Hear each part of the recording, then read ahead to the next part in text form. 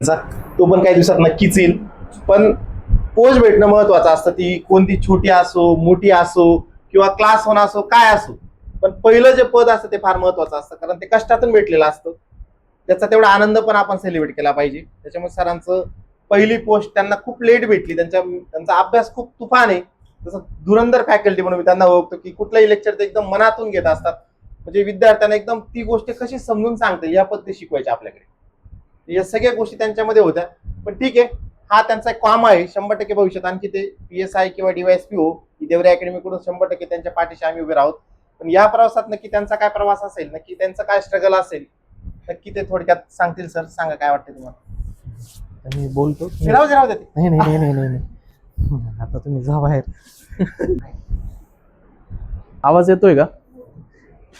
ह्या बॅचला दुपारच्या बॅचला माझं मोस्टली लेक्चर होत नाही.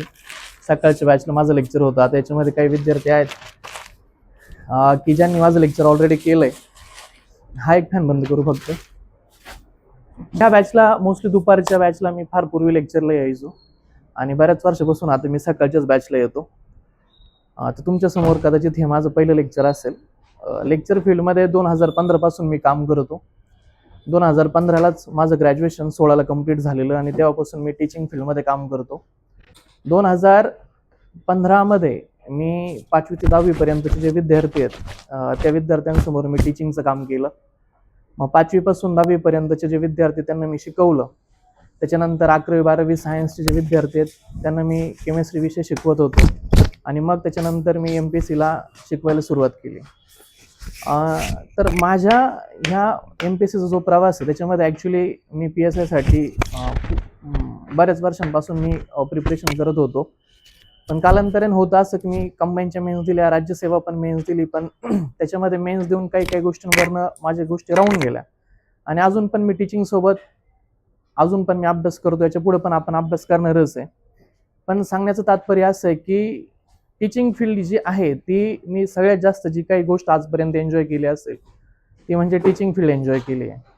माझं असं पहिल्यापासूनच असं मुळात असं म्हणणं होतं की जे पण आयुष्यात केलं पाहिजे तर ते मनापासून केलं पाहिजे. म्हणजे मी आजपर्यंत मला असं वाटत नाही का एकतरी लेक्चर आहे ते मी विदाऊट प्रिपरेशन जात असेल. आज मला 10 वर्ष झाली टीचिंग फील्डमध्ये मी काम करतोय आणि 10 वर्षांमध्ये माझा जे पण मी ज्या लेक्चरला जातो त्या लेक्चरला अगोदर प्रिपरेशन करतो आणि मगच जातो. बऱ्याचदा असं होतं की आपला कंटेंट आपल्याला माहीत राहतो की आज काय होणार आहे, उद्या काय होणार आहे. आपण ते बऱ्याच वर्ष त्याच गोष्टी आपण शिकवलेल्या असतात. पण तरी देखील मी आज तो डिसिप्लिन जो आहे तो आज पण मी कॅरी करतो की कोणतं पण लेक्चर आहे त्याच्यामध्ये काहीतरी ॲडव्हान्स केल्याशिवाय, काहीतरी इनोव्हेट केल्याशिवाय, काहीतरी इनोव्हेशन केल्याशिवाय मी त्या लेक्चरला जायचं नाही. मग त्याच्यामध्ये एखाद्या लेक्चरला डायग्राम देणं असेल किंवा तुम्हाला त्याची मांडणी वेगळ्या प्रकारे करणं असेल, हे जे थॉट्स आहेत ते मी आजपर्यंत लागू केलेत. टीचिंग फील्ड मी जगण्याचं रिझन असं आहे की माझे एक शिक्षक होते राज शेळके म्हणून त्यांचं नाव आहे. त्यांच्यासोबत मी टीचिंग फील्डमध्ये काम केलं आणि म्हणजे प्रत्येक व्यक्तीकडनं आपण काहीतरी चांगल्या गोष्टी शिकू शकतो आणि त्यांच्याकडनं पण मला ही चांगली गोष्ट शिकायला मिळाली. का त्यांचं म्हणणं होतं की आयुष्यात तुम्ही 5 असे काहीतरी स्किल शिकले पाहिजेत की ज्याच्या बेसिसवरती तुम्ही आयुष्यात तुम्हाला खडतर प्रसंग आला किंवा खराब सिच्युएशन जर तुमच्या आयुष्यामध्ये आली तर तुम्हाला पुढे जाऊन ते सर्व्हाइव्ह करता आलं पाहिजे. आणि मग माझ्याकडनं 5 स्किल तर माझ्याकडे नाही आले, पण एक स्किल माझ्या आयुष्यामध्ये नक्की आलं ते म्हणजे टीचिंग. आणि टीचिंग येण्याचं कारण असं झालं का आपण सगळे ग्रामीण भागातले, मी सुद्धा ग्रामीण भागातला आहे. मी ग्रामीण भागातला असल्यामुळे माझी पण परिस्थिती प्रचंड खराब होती. इथपर्यंतच खराब होती की पिंपळगाव बसवंत हे माझं गाव आहे. पिंपळगाव बसवंत पासून आणि नाशिकपर्यंत येण्याला त्यावेळेस 750 रुपयाचे पास लागायचं, 750 रुपयाचं. आणि 750 रुपये सुद्धा माझ्याकडे नसायचे आणि मी वडिलांकडनं ते सुद्धा घेऊ शकायचो नाही की 550 रुपये माझ्याकडे येतील. आणि मग इतकी खराब परिस्थिती झाली का मग मला काहीतरी अर्निंग केल्याशिवाय ऑप्शनच नव्हता. आणि मग एक अपॉर्च्युनिटी मला मिळाली, ती म्हणजे 5वी ते 10वीचे विद्यार्थ्यांना शिकवण्याची, आणि ती अपॉर्च्युनिटी मी पकडली. आणि मग त्यावेळेस माझं जे पहिलं पेमेंट होतं ते महिनाभर मी टीचिंग करायचं आणि मला 3000 रुपये मिळायचे. आणि मग त्या 3000मधनं 1500 रुपये मला घरी द्यावं लागायचे आणि 1500 रुपये मी माझ्याकडे असायचे. आणि त्या 1500मधनं मी सांगायचं की 1500चा पास आहे तर मी त्याच्यापैकी 750 रुपयाचा स्टुडंट पास काढायचो आणि उरलेले 750 रुपये जे असायचे ते माझ्याकडे असायचे. मग ती टीचिंग फील्ड त्यामुळे करावं लागली. आणि त्या टीचिंग फील्डच्या अगोदर पण मला असं वाटायचं की मी कधी पैसे कमवल, कधी माझ्याकडे पैसे येतील. कारण मला छोट्या छोट्या गोष्टी सुद्धा सर्व्हाइव्ह करणं माझ्याकडनं शक्य व्हायचं नाही. म्हणजे लिटरली प्रत्येकाला त्याच्या आयुष्यामध्ये काहीतरी पॅशन असतात. तर मला पण एक आवड होती एक्सरसाइज करायची. जिमचे 100 रुपये भरण्याची सुद्धा माझी कॅपॅसिटी नसायची. तर ते 100 रुपये भरायला मी 50 रुपये अगोदर द्यायचो आणि 50 रुपये मी नंतर ठेवायचो. आणि मग परत त्या 50 रुपयासाठी मी त्याला लाडीगुडी लावायचो, आज देईल, उद्या देईल, परवा देईल. मग असं करून मी त्याला ते 50 रुपये परत पेड करायचो. मग 100 रुपयामध्ये मी वर्कआउट करायचो. मग ते पैशांची जाणीव पहिल्यापासून होती आणि मग पैसे कमवण्याचं साधन आयुष्यात मिळालं पाहिजे ही माझी इच्छा होती. आणि ती मला टीचिंगच्या स्वरूपात आली. आणि माझं जे पहिलं पेमेंट आहे ते माझं महिन्याला 3000 रुपये झालं होतं. 3000 रुपये माझ्या आयुष्यात पहिल्यांदा आले होते. आणि 3000 रुपये म्हणजे मी 30 महिने जिमला जाऊ शकणार होतो 3000 रुपयामध्ये. कारण 100 रुपये फी माझ्याकडे पेड करायला नव्हती. 3000 रुपये मला प्रचंड भारी वाटलं होतं. आणि तुमच्या आयुष्यात काही मित्र असे असतात की ज्यांच्यामुळे तुम्ही काही गोष्टी शिकतात. त्या शिकण्याचं गोष्ट मला प्राप्त झाली. त्याच्यानंतर मग पुढे असं करता करता माझं एक प्रमोशन झालं. ते प्रमोशन असं होतं, मी टीचिंग फील्डच जास्त जगलोय. टीचिंग फील्डमुळेच मी इथपर्यंत माझे काही ज्या पण गोष्टी त्या मी ह्या टीचिंगमुळेच करू शकलो. म्हणून मी मोस्टली शिक्षक पेशावरच बोलणार. मला बाकीचे अधिकारी किंवा जे पण होण्यापेक्षा मी शिक्षक याचा मला जास्त अभिमान आहे. कारण शिक्षक पेशा मला प्रचंड आवडतो. त्याच्यानंतर माझं एक प्रमोशन झालं आणि ते प्रमोशन असं होतं की मी महिनाभर मला रोज शिकवायला जावं लागायचं. त्याच्यानंतर मला एक ऑपॉर्च्युनिटी अशी मिळाली की शनिवार रविवार फक्त 2 दिवस जायचं होतं. म्हणजे आठवड्याला 2 दिवस जायचं होतं. आणि मग मला 3500 रुपये मिळणार होते. आणि मला ते प्रमोशन झाल्यासारखं फील झालं होतं की आता रोज जायची गरज नाहीये. हे करत असताना परत एक एमपीसीची ऑपॉर्च्युनिटी मिळाली आणि एमपीसी मध्ये मला टीचिंग हे क्षेत्र मिळालं. आणि मग मी त्या टीचिंग फील्डमध्ये काम केलं.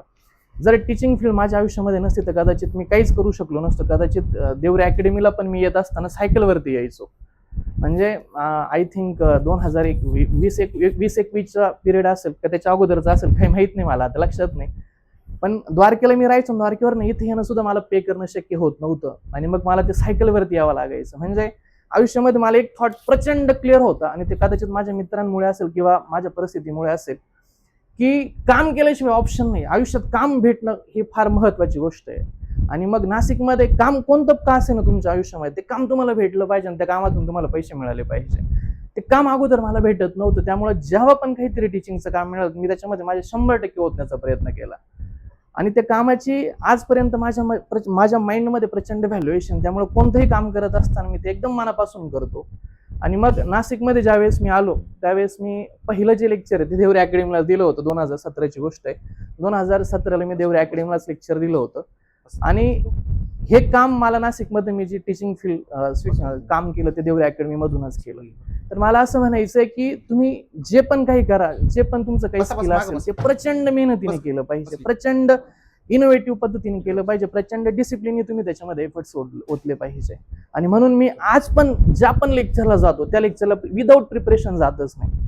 कारण मला माहिती आहे की ग्रामीण भागातले लोक आहेत, ग्रामीण भागातले विद्यार्थी आहेत आणि मी पण ग्रामीण भागातलं. त्याच्यामुळं मी जर एखादं खराब लेक्चर जर प्रेझेंट तुमच्या समोर जर केलं तर तुमचं नुकसान होणार आहे. ग्रामीण भागातल्या एका विद्यार्थ्याचं नुकसान होणार आहे. तुमच्या नुकसानापेक्षा तुमच्या आईवडिलांचं जास्त नुकसान होणार आहे.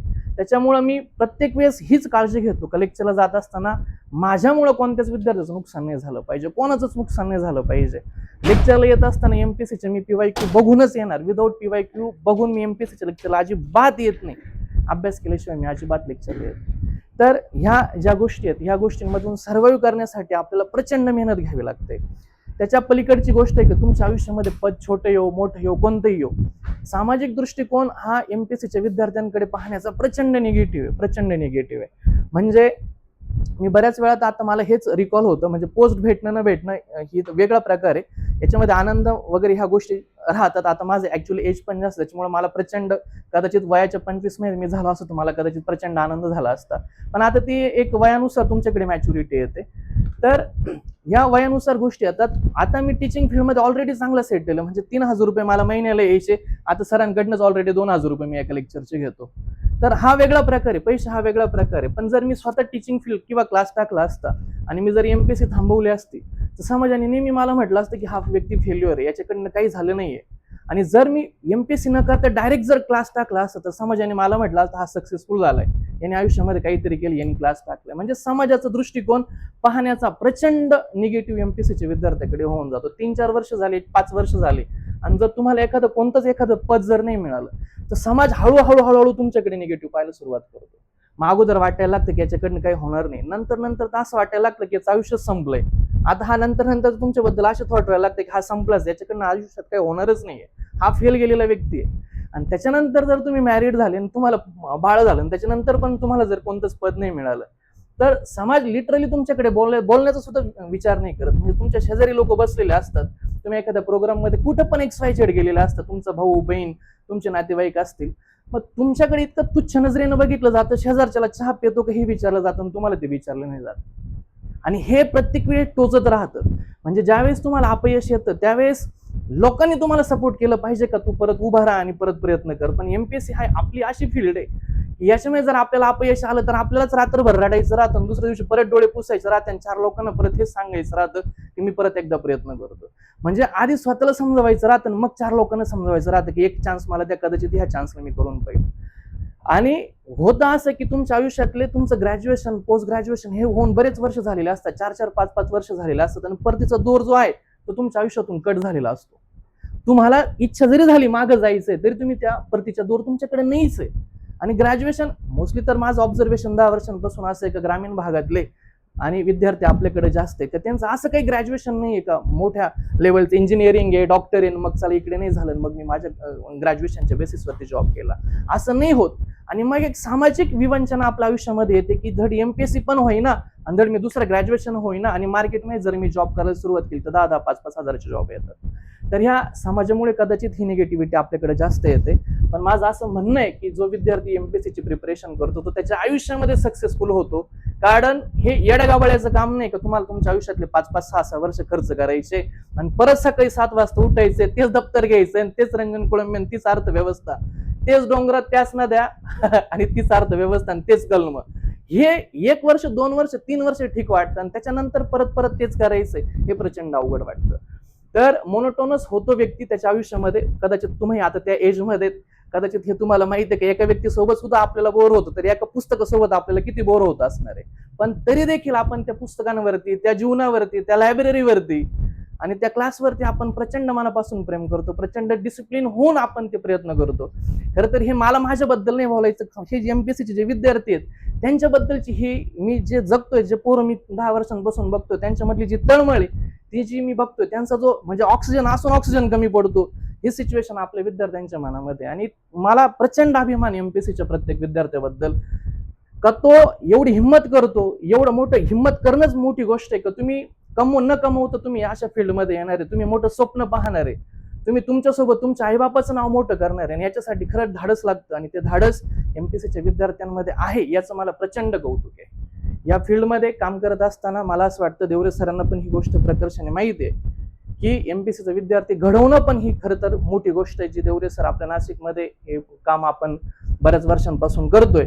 तर ज्या प्रकारे त्यांचं आणि माझी मैत्री आहे ही आमची खरं तर जुनी मैत्री आहे, मैत्री हा वेगळा प्रकार आहे, पण त्यांचं पण नाशिकमध्ये प्रचंड चांगल्या पद्धतीने काम देवरे सरांनी, म्हणजे मी त्यांचा प्रवास ऑलरेडी जवळून पाहिलेला आहे. मी माझ्याबद्दल कमी MPSCच्या विद्यार्थ्यांबद्दल बोलतोय कारण ऑलरेडी मी शिक्षक आहे आणि शिक्षक असल्याचाच मला जास्त अभिमान आहे. उद्या मी PSI पण झालो, तुम्ही उद्या PSI कमी मी शिक्षक हे जास्त सांगणार आहे, कारण ह्याच गोष्टीने मला जिवंत ठेवलं आणि ह्याच गोष्टीने मला सर्व्हाइव्ह करायला शिकवलंय. त्याच्यामुळं MPSCच्या ह्या प्रवासामध्ये मी शिक्षक असल्याचा मला प्रचंड अभिमान आहे. आणि अशीच आतापर्यंत मी खरं तर सेवा हा वेगळा प्रकार आहे, सेवेमध्ये विनामूल्य आपण दुसऱ्यांसाठी काम करतो, मी पैसे घेऊन काम करतो, पण पैसे घेऊन पण चांगल्या पद्धतीने 100% मनापासून विद्यार्थी घडवण्याचा प्रयत्न हा मी देवरे सर आम्ही पुढचे जे काही कालावधी आहेत त्या पुढच्या वर्षांमध्ये पण करत राहण्याचा मी प्रयत्न करणार आहे. आजपर्यंत मी टीचिंग फील्ड ऑलरेडी 10 वर्ष 12 वर्ष 13 वर्ष केली आहे आणि माझा असा प्रयत्न आहे जोपर्यंत माझा श्वास जिवंत आहे, जोपर्यंत मी जिवंत आहे तोपर्यंत विद्यार्थी मी घडवलाच पाहिजे, विद्यार्थ्यांसाठी मी शिकवलंच पाहिजे. याच्यापेक्षा आयुष्यात मला काही वेगळं नकोय. 1 महिना पण असं माझ्या आयुष्यामध्ये जात नाही, म्हणजे असं एक सुद्धा आठवडा मी जाऊ देत नाही की ज्या दिवशी मी इंटरॅक्शन करत नाही. तर तुमच्या आयुष्यामध्ये मित्र असणं फार महत्वाचं आहे. माझ्या आयुष्यात 2-3 मित्र आले ज्याच्यामध्ये प्रशांत ताकटे हे एक नाव आहे, प्रशांत साखरे हे एक नाव आहे, ज्या लोकांना बघून बघून मी बोलायला शिकलो. खरं तर बोलता येत नव्हतं, आरशासमोर बघून मी पहाटे उठायचो 4-5 वाजता हातवारे करायचो. लोक तुम्हाला हसणार आहे, टीचिंग फील्डमध्ये पण हसणार आहे, MPSC मध्ये पण हसणार आहे. मी तुम्हाला सांगतो जितकं तुमच्या आयुष्याची बरबादी होणार आहे तितकं तुमचं नाव मोठं होणार आहे. जोपर्यंत तुमचं बरबादी होणार नाही, जोपर्यंत तुम्हाला लोक नावं ठेवणार नाही तोपर्यंत तुमचं नाव मोठं होणार नाही. ही काळ्या दगडावरची पांढरी रेष आहे. त्याच्यामुळं अपमान सहन केला जातो, लोकांनी नावं ठेवली जातात, तुमच्यावरती दगडफेक केली जाते, चिखलफेक केली जाते, तुमच्यापर्यंत लोक थांबत नाही, तुमच्या आईबापापर्यंत लोक